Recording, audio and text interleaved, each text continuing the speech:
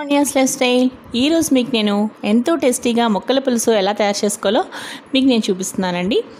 ముక్కల పులుసుకి మనకి ముఖ్యంగా చాలా సాంప్రదాయమైన పద్ధతిలో మీకు 11 రకాల కూరగాయలతోటి మనం ముఖ్యంగా పోలాల అమావాస్య రోజు అమ్మవారికి నైవేద్యంగా మనం ఈ కలగాయ పులుసు అని కూడా అంటూ ఉంటారు. కొంతమంది సత్తరం పులుసు అంటారు. ఈ విధంగా 11 రకాలు కానీ 9 రకాల కూరలు కానీ కలిపి ఈ ముక్కల పులుసు చేస్తూ ఉంటారండి. ఇంత మంచి రెసిపీ మీరు మిస్ కాకుండా చూడండి. చూసారు కదండి, ఇక్కడ ఈ విధంగా నేను 11 రకాల కూరగాయలని కట్ చేసుకుని పెట్టుకున్నానండి. అలాగే నెక్స్ట్ కరివేపాకు, అలాగే కొత్తిమీర, అలాగే గ్రీన్ చిల్లీస్, కారానికి సరిపడా గ్రీన్ చిల్లీస్. ఇక్కడ మనం వెల్లుల్లి ఉల్లిపాయ మాత్రం వాడమండి, ఎందుకంటే మనం నైవేద్యంగా చేసుకుంటున్నాం కాబట్టి. మామూలు అప్పుడు మనం చేసుకున్నాం అనుకోండి, చాలా చక్కగా మీరు వేసుకోవచ్చు, వెల్లుల్లిపాయ వేసుకోవచ్చు, ఉల్లిపాయ వేసుకోవచ్చు. నేను నైవేద్యం రెసిపీ కాబట్టి నేను ఇక్కడ ఉల్లిపాయ వెల్లుల్లిపాయ మాత్రం మనం వాడమన్నమాట.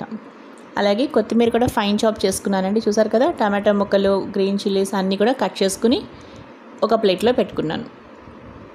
ఇప్పుడు నెక్స్ట్ చింతపండుని ఈ విధంగా నానబెట్టుకుని పెట్టుకున్నానండి వాటర్ పోసి. దాని తర్వాత మనం తీసుకున్న వెజిటేబుల్స్ అన్నిటినీ కూడా ఈ విధంగా పసుపు ఉప్పు వేసుకుని తగినంత వాటర్ పోసుకుని ఇప్పుడు మనం కుక్కర్ పెడతామన్నమాట. అలాగే చింతపండు కూడా ఈ విధంగా పులుసు తీసి పక్కన పెట్టుకున్నానండి. అంతేనండి, ఇక కుక్కర్లో నేను ఏమీ వేయలేదు, మీరు చూస్తున్నారు కదా.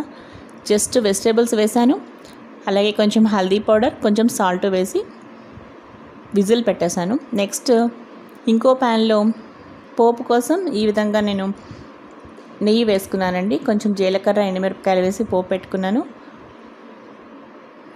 అలాగే కుక్కర్ కూడా విజిల్ వచ్చేసిందండి. చూద్దామండి, మనకి పులుసు చాలా బాగా రెడీ అయిపోయిందండి. మీరు మామూలు అప్పుడు కూడా చేసుకోవచ్చు అనమాట. ఇప్పుడు నేను నైవేద్యంగా చెప్తున్నాను కదా, ఇది రైస్లో కూడా చాలా బాగుంటుందండి.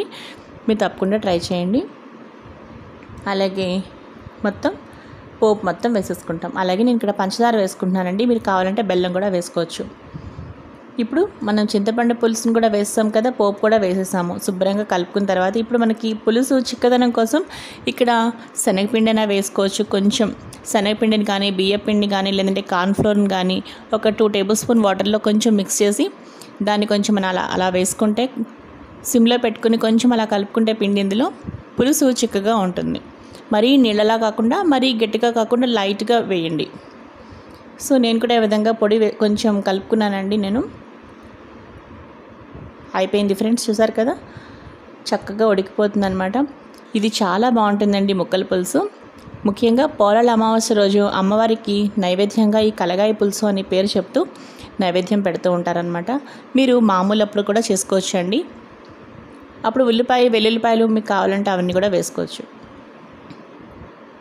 అమ్మవారి నైవేద్యంలో చేసినప్పుడు మాత్రం ఈ విధంగా చేసుకోవాలి. చూసారు కదండి, ఈ వీడియో మీకు నచ్చితే లైక్ చేయండి, షేర్ చేయండి. మరిన్ని వీడియోస్ కోసం లావణ్యాస్ లైఫ్ స్టైల్ ఛానల్ని సబ్స్క్రైబ్ చేసుకోండి. మరో మంచి వీడియోతో కలుస్తాను. Bye friends, keep on watching Lavanya's life style.